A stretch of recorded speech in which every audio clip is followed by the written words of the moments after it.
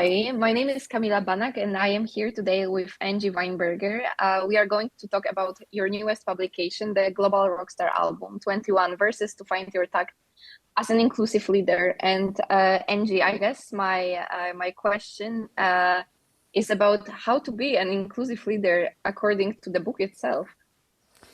I think it starts with understanding that there is more than just one way of doing things, because usually, when you're at a certain point in your career, and I'm also blaming myself that I have done this, when you're at a certain point in your career, you think, your way to do things is the best way. And I think it starts with opening up your mind to other opinions and other styles and people that might be a bit different from you. So I think that's the starting point. But before you even get there, I think you need to work on yourself and deal with yourself. So for example, if you have stress problems, there's usually an underlying cause. You need to start to deal with that first before you can be a more inclusive leader. That's interesting. I think that's very human as well. We all have some sort of biases, but also maybe you can explain why inclusion then it's so important, especially in a professional environment. Well, inclusion is strongly linked to psychological safety. Mm-hmm.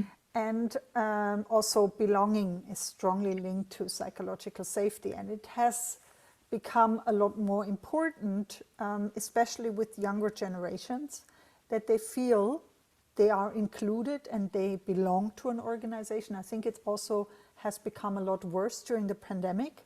People felt a lot less belonging when working from home 5 days a week. And psychological safety levels also went down. People did not dare to speak up as much as maybe they did before, when they felt like they belong to a team. So I think it's very important to see inclusion not as something that we do because we're nice people, but I think it's a necessity so that you can bring on the right talent. You can also attract the right talent in the first place, onboard the talent, and also make them feel that they're contributing and that their opinion is valued. And that they're also valued as human beings. That's sometimes also underestimated. I don't like the term human resources at all, because I don't think humans are a resource. I think, I've worked in this field for a long time, but I think first of all, every human has a value, irrespective of the resource and irrespective of the work and what they bring. Everybody has a value, first of all.